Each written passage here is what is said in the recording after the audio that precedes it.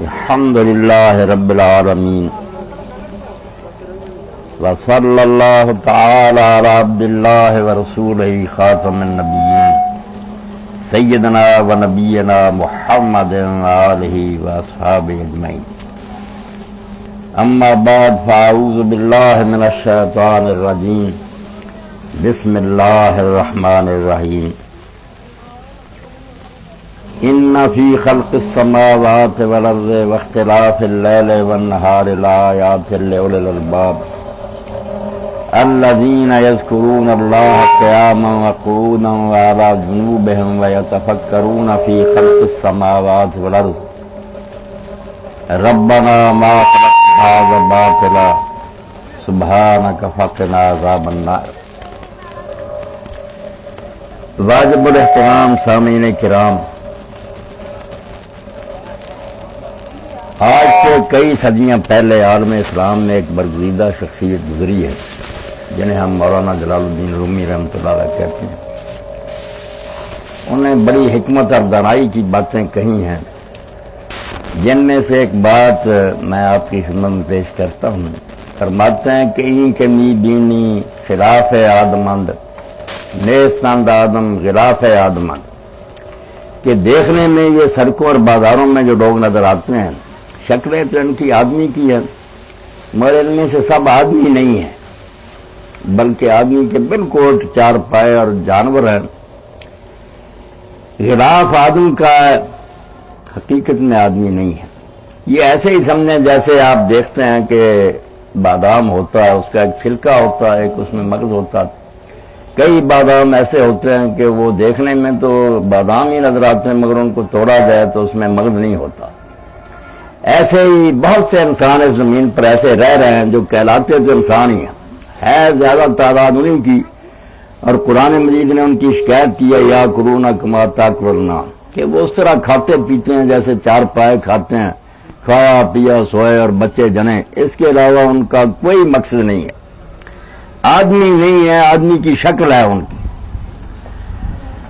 جیسے بادام میں مغز ہوتا ہے، عربی زبان میں عقل کو لب کہتے ہیں. قرآن مجید میں آپ پڑھتے ہیں اولے الالباب، تو لب کی جمع الباب عقلوں والے. عقل کو اللہ تعالیٰ نے لب کا اور لب مغز کو ہی کہتے ہیں. جیسے بادام میں مغز ہے نا، اسی طرح انسان کے اندر اصل شے جو ہے مغز، وہ عقل ہے.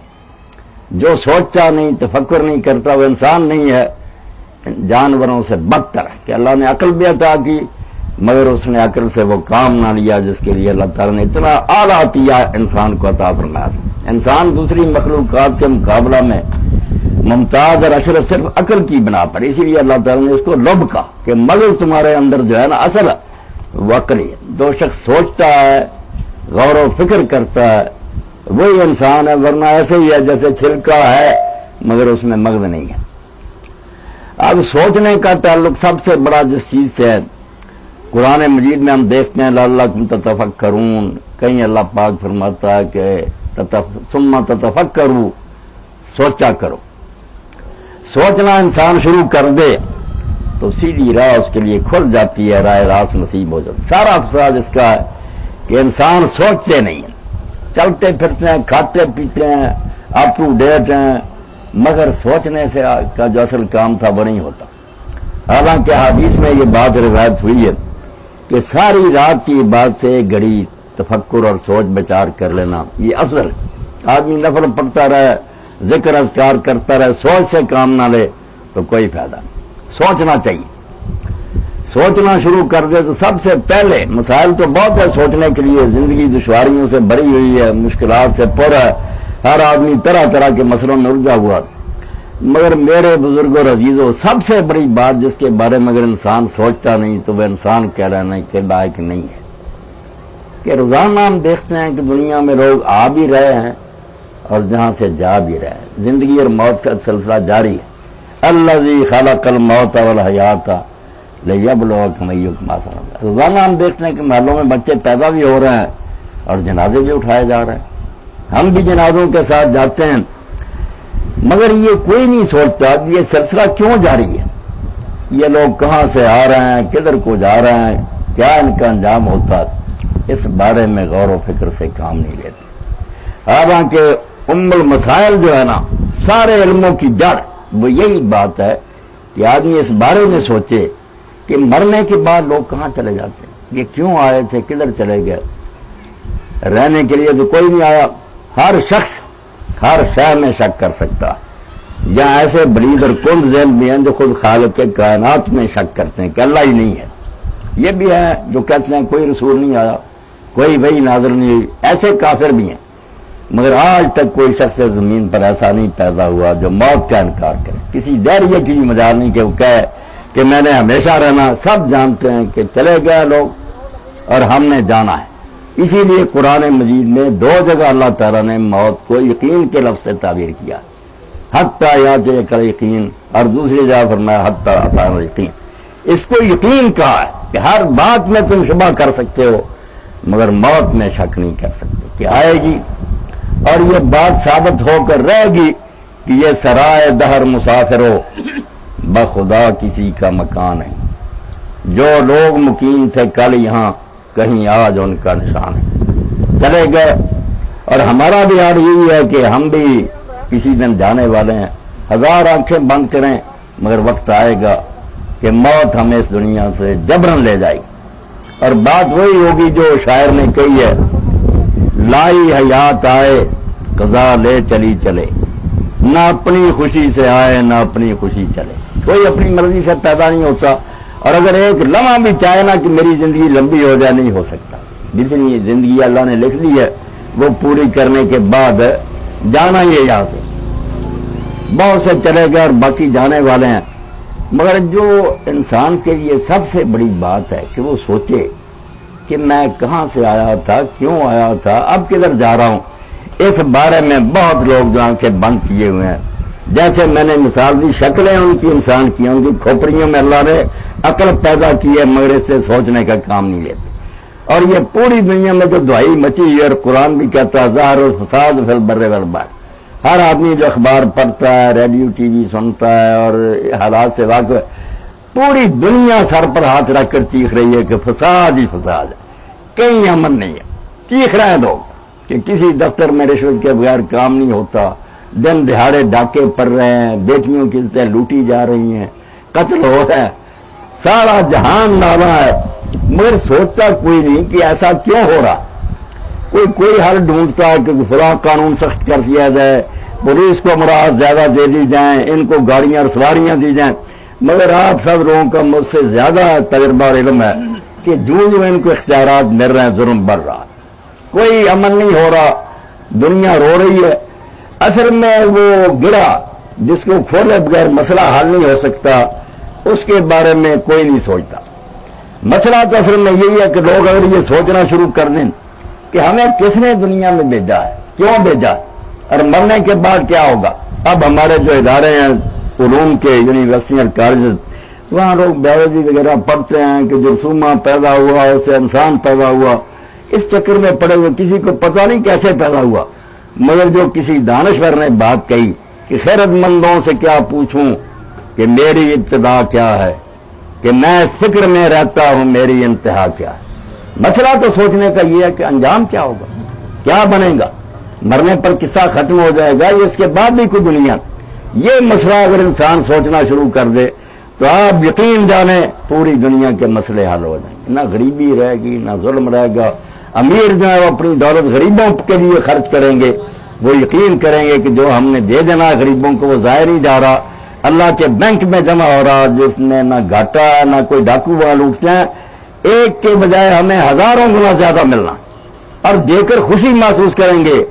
وہ کیفیت ہو جائے گی جو ہے حضرت عبداللہ ابن مبارک رضی اللہ عنہ کی، صرف جنہوں نے یہ سوچ لیا، جن کے اندر مغزیت پیدا ہو گیا، چھلکے نہیں رہے، صحیح معنوں میں انسان بن گیا کہ ہم جانور نہیں ہیں، کھائیں پیے اور قبر میں چلے جائیں، مرنے کے بعد ہمیں خدا کی عدالت میں جانا۔ یہودی ان کے پڑوس میں بات تھا، مسلمان نہیں تھا، غیر مسلم تھا، مگر عبداللہ بن مبارک کو اللہ تعالیٰ نے بہت خوبیوں سے نوازا تھا۔ ایسے عالم بہت کم پیدا ہوئے ہیں، انہوں نے اپنے سال کو 4 حصوں میں تقسیم کر رکھا۔ ایسی زندگی جو ہے نا کسی کو نصیب نہیں ہوئی۔ حضرت سفیان ثوری رحمۃ اللہ نے کہا ہم نے بڑی کوشش کی کہ 1 سال عبداللہ کی طرح گزارے، نہیں گزار سکے۔ وہ کیا کرتے تھے، 3 مہینے تجارت کے لیے تھے، وقت کر رکھے، حلال رزق کماتے تھے، اور 3 مہینے اپنے گھر پر بیٹھ کر مشرق و مغرب سے طالب علم آتے تھے، اپنے پلے سے انہیں خرچ دیتے تھے، ان کو قرآن و سنت کی تعلیم دیتے، دین کا علم سکھاتے تھے، اور 3 مہینے حج اور عمرے کے لیے رکھا ہوئے تھے، اور 3 مہینے سال میں جہاد کے لیے نکل جاتے، جہاں اسلامی لشکر سرحدوں پر کفار سے جہاد میں مشغول، جا کر جہاد کر۔ یہ 4 نیکیاں، مال حلال کمانا، دین کا علم سکھانا، حج اور عمرہ کرنا، جہاد کرنا، ایسے عالم تھے، بڑی دولت دی تھی اللہ نے۔ تو پڑوسی تھا یہودی، اس نے غریب غربت کی وجہ سے مکان بیچنا شروع کر دیا۔ حضرت عبداللہ ابن مبارک رضی اللہ عنہ کو جب پتہ چلا تو گئے اور جا کر پوچھا کہ یار تم مکان بیچ رہے ہو؟ اس نے کہا ہاں میں غریب ہو گیا ہوں، اور یہ بھی آپ نے سنا کہ جو گاہک اس کے پاس آئے تھے ان سے اس نے کہا کہ میں اپنے مکان کی قیمت 2000 درم لوں گا۔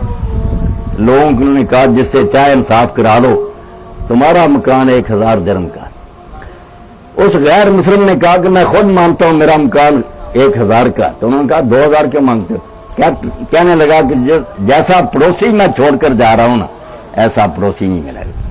خوبی تو وہ ہوتی ہے نا کہ دشمن بھی اقرار کریں، غیر مسلم کہہ رہا کہ ایسا پڑوسی نہیں ملے گا۔ یہ بات عبداللہ بن مبارک رضی اللہ عنہ کو جب خبر ملی تو گئے، جا کر اسے کہا اللہ کے بندے یہ میرا جرم اور قصور ہے کہ میں تیری خبر نہیں لے سکا، مکان نہیں بیچنا، ہر مہینہ 2000 تجھے میری طرف سے ملتا رہے گا، اگر تو مکان غریبی کی وجہ سے بیچ کر چلا گیا تو میں اپنے رسول کے سامنے قیامت کے دن کس طرح پیش ہوں گا کہ اللہ نے دولت دی تھی تو تم نے کسی غریب کی خبر نہیں لی پڑوسی کی۔ یہ صرف ایک مثال میں نے عرض کی ہے کہ اگر انسان اپنی زندگی کے بارے میں یہ سوچنا شروع کر دے کہ ہم کدھر جا رہے ہیں، مرنے کے بعد کہاں جاتے ہیں، تو سارے مسئلے حل ہوئے۔ سارا فساد اس لیے ہے کہ ہم نے یہی سوچ رکھا کہ بابر بیش کوش کہ آرم دوبارہ میں دنیا پھر نہیں، اب اس لیے مزے کر لو، لوٹ لو، کھا لو۔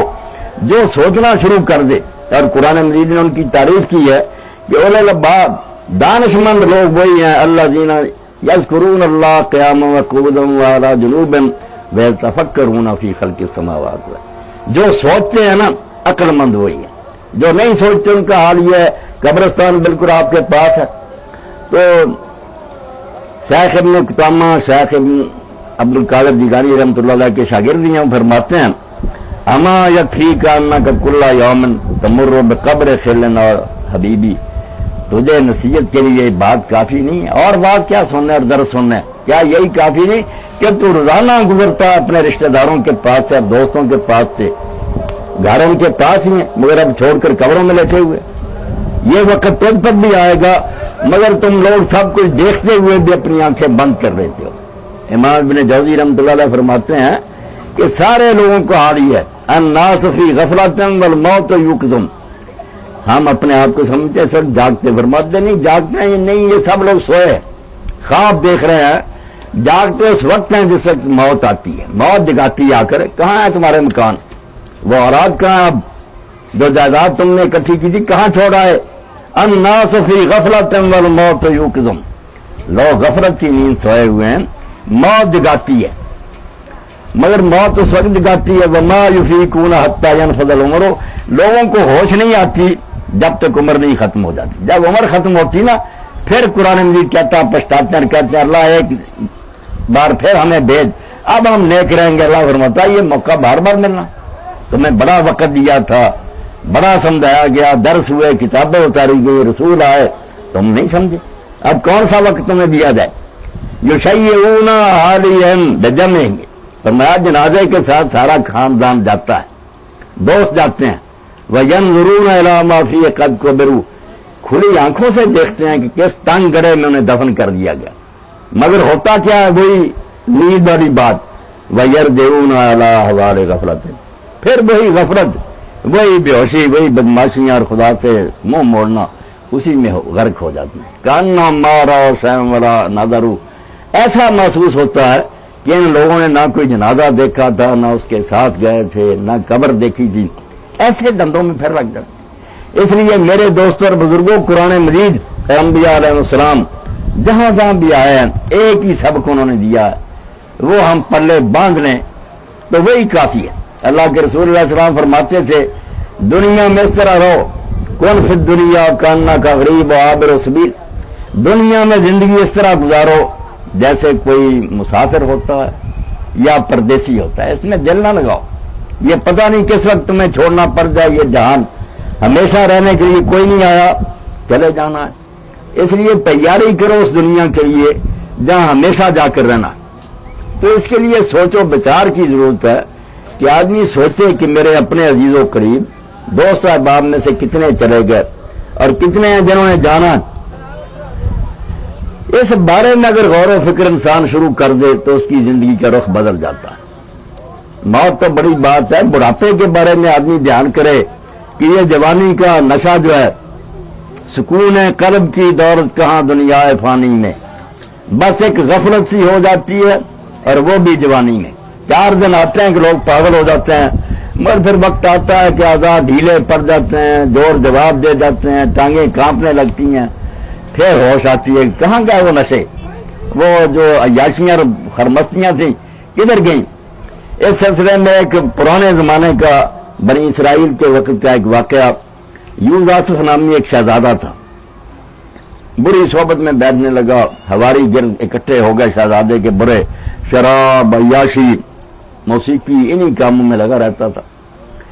سال کے بعد جشن تاج پوشی آیا، وزیر امیر سارے جمع تھے، موسیقار جو تھے وہ ساتھ بجا رہے تھے، شراب کی بوتلیں پڑی تھیں، مگر اللہ ہدایت کے لیے موقع فراہم کرتا، ضرورت تفکر کی، سوچ کی۔ اللہ کر کے فرماتا اپنے رسول علیہ السلام کو، انما اعظکم بواحدہ، سورہ سبا میں آ کر میں تمہیں صرف ایک بات کی نصیحت کرتا ہوں، سارے مسئلے چھوڑو، صرف ایک تم سے منت اور سماجت کرتا ہوں، ان تقوموا للہ مثنی و فرادا، دو اکٹھے ہو جاؤ یا اکیلے بیٹھ کر سوچو، ثم تتفکر، خدا کے لیے غور کرو۔ یہ قرآن مجید نے کہا صرف ایک بات مان لو، کبھی تو وقت نکالو، علیحدہ بیٹھ کر سوچو کہ میں یہیں رہوں گا، کہاں گئے میرے باپ اور ساتھی۔ تو جب وہ سارا جشن ہو رہا تھا، شیشہ منگوایا دیکھنے کے لیے کہ میں اپنا چہرہ دیکھوں، جب شیشہ لوگوں نے پیش کیا تو غمگین ہو گیا، غم طاری ہو گیا، بلایا اپنے کمانڈروں کو، جرنیلوں کو، کہنے لگا میں نے تمہیں کیوں رکھا ہوا، کیوں اتنی تنخواہیں دے رہا ہوں؟ کہا اسی لیے کہ دشمن سے حفاظت کی جائے۔ اس نے کہا بھائی دشمن تو حملہ آور ہو گیا، تم مجھے بچا نہیں سکے، دشمن نے حملہ کر دیا۔ انہوں نے کہا حضور وہ کون سا دشمن ہے جس سے ہمیں بچا نہیں سکا؟ نہیں، اس نے کہا شیشہ میں نے دیکھا ہے، سفید بال نظر آ گئے۔ اب تو سفید بال بچوں کے بھی آ جاتے ہیں نا، کوئی ایسی آب و ہوا خوراکیں، ورنہ یہ علامت بڑھاپے کی ہوتی، جسے حافظ محمد رفیع رحمۃ اللہ علیہ فرماتے ہیں، کالے وال جہاں بگے ہوئے موت سنیا آیا، کر کچھ فکر چلن دی پیارے کیوں دل کھیڈن لایا۔ کالے بال جب سفید ہو جائے اشارہ تو ہو جاتا کہ وقت آ گیا۔ کہنے لگا بھائی دشمن تو حملہ آور ہو گیا، اب تم بچا نہیں سکے، اٹھاؤ یہ ساتھ، علماء کو بلا لیا کہ اللہ کی کتاب سناؤ، واعظ و نصیحت کرو، زندگی کا رخ ہی بدل گیا، درویش ہو گیا، پرہیزگار ہو گیا، وہ سب شراب اور بدکاری چھوڑ دی۔ یعنی سوچنے کے لیے تو چھوٹی چھوٹی باتوں میں بھی میرے اور آپ کے لیے نصیحتیں ہیں کہ دیکھ لو بہت چلے گئے، کمر باندھے ہوئے چلنے کو یہاں سب یار بیٹھے ہیں، بہت آگے گئے، باقی جو ہے تیار بیٹھے، کون رہے گا ہمیشہ یہاں؟ تو جو یہ نہیں سوچتا، غور نہیں کرتا کہ پھر کدھر جائیں گے، وہ نہیں انسان بن سکتا۔ وہ ڈگری ہولڈر ہوگا، اسے آپ پی ایچ ڈی بنا دیں، چیئرمین بنا دیں کارپوریٹ، سب سے بڑا کرپٹ ہوگا، وہ بدماشی کے اور زیادہ لوٹنے کے طریقے سوچ لے گا، نیک نہیں ہو سکتا۔ نیک ہونے کے لیے صرف یہ ایک سیر کافی ہے، جیسے مشہور ہے نا کہ تانبے کے ساتھ ایک سیر کو چھو دیا جائے سونا بن جاتا۔ آدمی بھی ایک تانبا ہے، اس کو یہ ایک سیر چھو جائے نا کہ اللہ دیکھ رہا ہے، مرنے کے بعد حساب دینا ہے، یہ زندگی چھوڑنی ہے، آدمی اسی وقت بدماشیاں چھوڑ کے ولی ہو جاتا۔ امام غزالی رحمۃ اللہ علیہ اپنی کتاب کیمیا ساتھ میں لکھتے ہیں کہ بغداد کا شہر تھا، وہ دارالحکومت تھا اس وقت مسلمانوں کا، اب تو بہت علاقے بن گئے مسلمانوں کے، الگ الگ حکومتیں، اس وقت مشرق سے مغرب تک ایک ہی حکومت، اور پوری دنیا میں عروس البلاد کہلاتا تھا کہ شہروں کی دلند ہے، ہر لحاظ سے ترقی ہے، رونق۔ تو کھلے بازار میں ایک نوجوان کسی بچی کے ساتھ شرارتیں کر رہا تھا، کوئی اس کو روکنے کی جرت نہیں کرتا تھا، دیکھتے تھے لوگ مگر ڈرتے تھے کہ یہ حرامی ہے، کسی کی عزت کا خیال نہیں کرتا، کیا روکے۔ اتنے میں اس شہر کے ایک بہت بڑے بزرگ ہیں بشر ابن الحارث الحافی رحمۃ اللہ علیہ، وہ بھی آئے. انہوں نے لوگوں سے پوچھا کہ یہ کیا ہے جم گٹا. انہوں نے کہا حضرت یہ حرامی آدمی ہے، بچی کے ساتھ شرارتیں کر رہا، اب کوئی نہیں اپنی عزت کی وجہ سے اس کو روکنے کی کوشش کرتا. آپ اس کے پاس گئے، اس کے کان میں ایک بات کہی، وہ بے ہوش ہو کر گر گئے. آپ چلے گئے، لوگوں نے اس کو اٹھایا، ہوش میں آیا تو اس نے کہا یہ کون تھا آدمی؟ انہوں نے کہا تو نے بشر کا نام سنا؟ اس نے کہا نام تو سنا کہ شہر کے بہت بڑے ولی اللہ ہیں، مگر دیکھا نہیں تھا میں نے. انہوں نے کہا وہی تھی. تجھے کیا کہا؟ اس نے کہا میرے کان میں صرف اتنی بات کہی کہ تو کیا کر رہا ہے، تیرا خدا دیکھ رہا. وہ کچھ تو کر رہا ہے، تیرا خدا اس کو دیکھ رہا، اور اس کا تو نے خدا کے سامنے جا کر جواب دینا. اس وجہ سے میں بے ہوش ہو گیا. توبہ کی، 7 دن بخار میں مبتلا رہا اور اسی بخار کی حالت میں فوت ہو گئی. یعنی اس نصیحت کا اتنا اثر ہوا، دل سے جو بات نکلتی اثر رکھتی. لمبے چوڑے باتوں سے کچھ نہیں بنتا. آدمی ہوش سے سنے، لمن القسم وہ شہید. اللہ کہتا ہے جو دل سے توجہ کر کے کان لگا کر سنے، اس کے لیے تو ایک نصیحت ہی کافی ہوتی. بدل جاتے ہیں تو سوچنا جو ہے تفکر، قرآن نے اس پر زور دیا. میں نے آپ کے سامنے آج پڑھی سورہ سبا کی، رسول اللہ سے حکم ہوا کہ آپ کہہ دیں میں صرف ایک بات کی تم سے التجا کر دیں، ایک مطالبہ میرا، سارے جھگڑے اور تعصب چھوڑ کر خدا کے لیے دو ہو کر بیٹھ جاؤ، اکیلے ہو کر بیٹھو. ثم تفکر، سوچو تو صحیح کہ تم کون ہو، کہاں سے آئے ہو، کدھر جاؤ گے، کس نے بھیجا ہے. یہ سوچ شروع ہو جائے تو سارے مسئلے حل ہو جائیں. اور سوچ کے لیے اللہ کے رسول علیہ السلام نے یہ تدبیر بتایا. ہم جو مر جاتے ہیں ان کو بھول جاتے ہیں.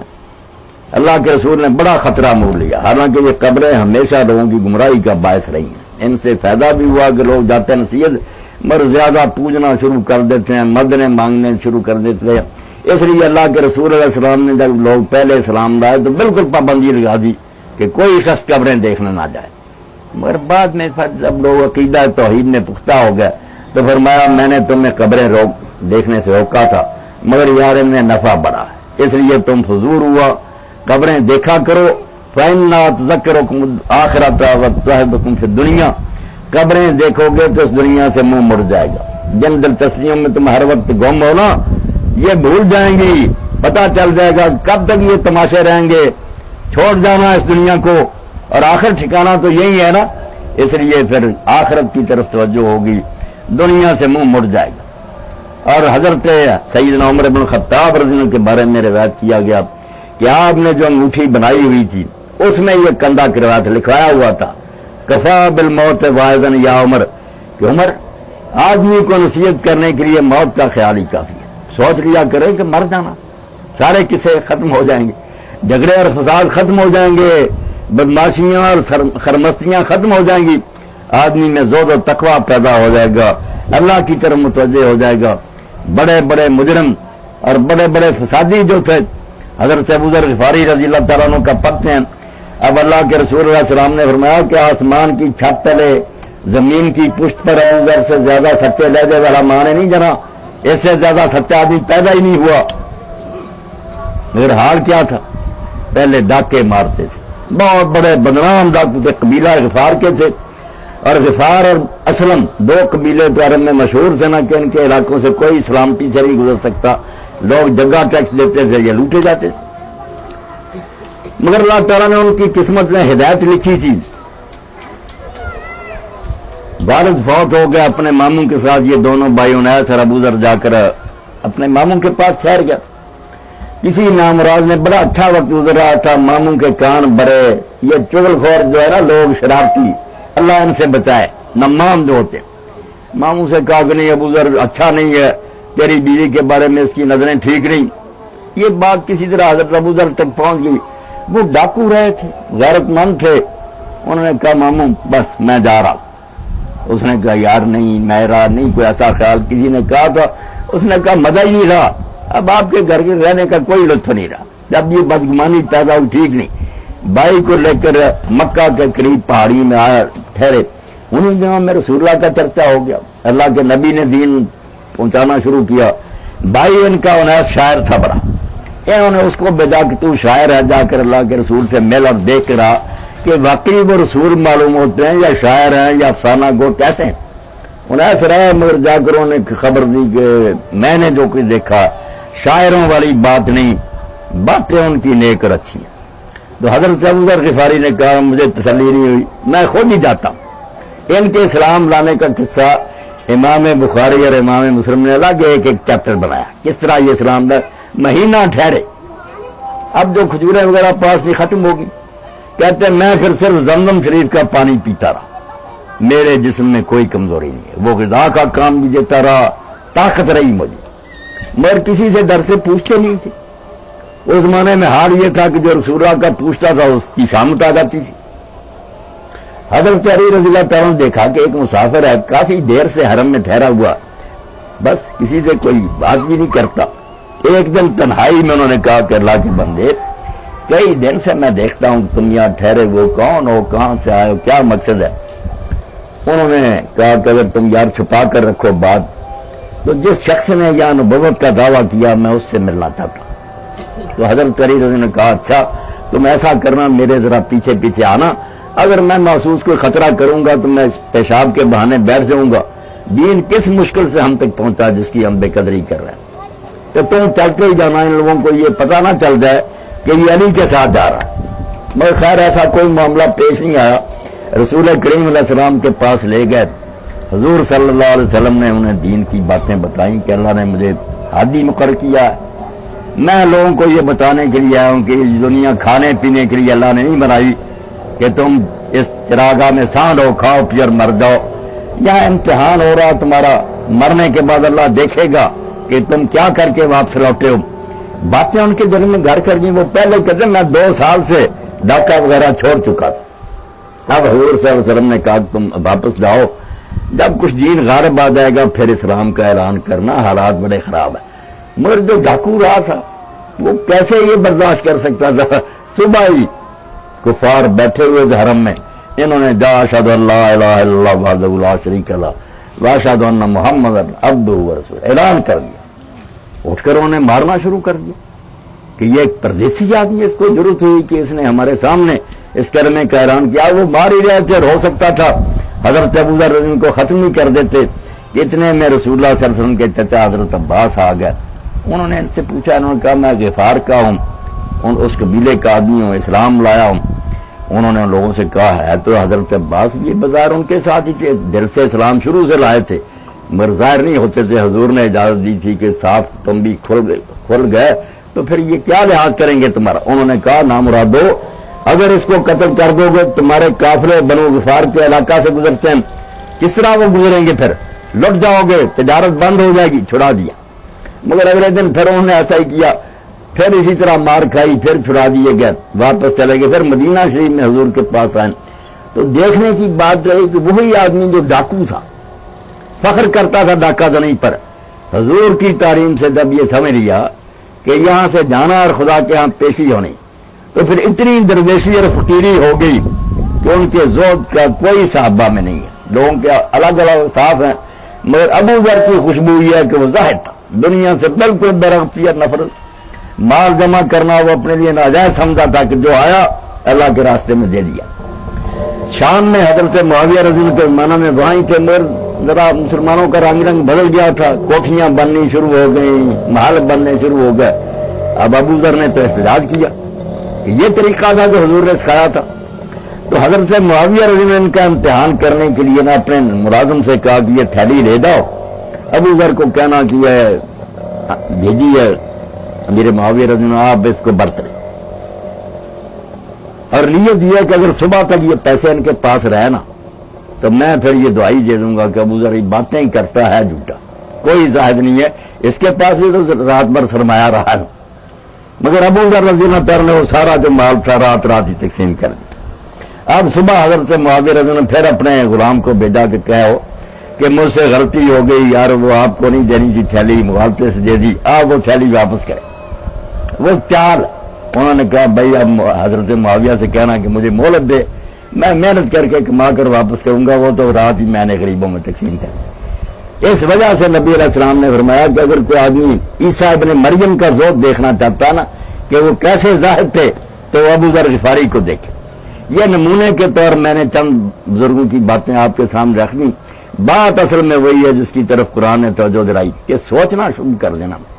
صرف دن رات میں 5-7 منٹ نکالا کریں, باقی جو ہے نا اپنے دھندے کریں, مگر کبھی تو آنکھیں بند کر کے یہ سوچیں کہ میں ہمیشہ رہوں گا. میرے والدین کہاں گئے, میرے دوسرے عزیز و اقارب کہاں گئے, چھوڑ جانا تھا. کیوں جھگڑے فساد میں پڑیں, کیوں خرابیاں کریں اور غلط کاروں کریں؟ اللہ کے سامنے جا کر کیا جواب دیں گے؟ ہے دنیا سرائے. سعدی رحمۃ اللہ علیہ فرماتے ہیں کہ ایک درویش نے بادشاہ کو سمجھانے کے لیے کہ یہ دنیا رہنے کی جگہ نہیں ہے. وہ آیا شہر میں اور جا کر محل میں اس نے ڈیرا جما لیا. وہ سرکاری کرندوں نے کہا اللہ کے بندے, حکومت نے سرائے بنائی ہوئی, وہاں جا کر اس نے کہا نہیں یہ سرائے ہے. بات بادشاہ تک پہنچی, اس نے کہا سائیں سرائے میں نے مسافروں کے لیے بنائی, ہر سہولت ہے وہاں جا کر رہو. اس نے کہا بادشاہ سلام یہ بتائیں کہ یہ محل کس نے بنایا تھا؟ اس نے اپنے دادے کا نام لیا. کہا کہاں ہے وہ؟ چلے گا. باپ کہاں چلا گیا؟ جب 3-4 پوچھنے کے لیے اس نے کہا سرائے کس کو کہتے ہیں؟ جہاں مسافر آتے ہیں اور جا رہے ہیں. یہ آپ لوگوں کی غلط فہمی اور مغالطہ ہے کہ آپ سمجھتے ہیں یہ دارالمقام ہے, رہنے کی جگہ ہے.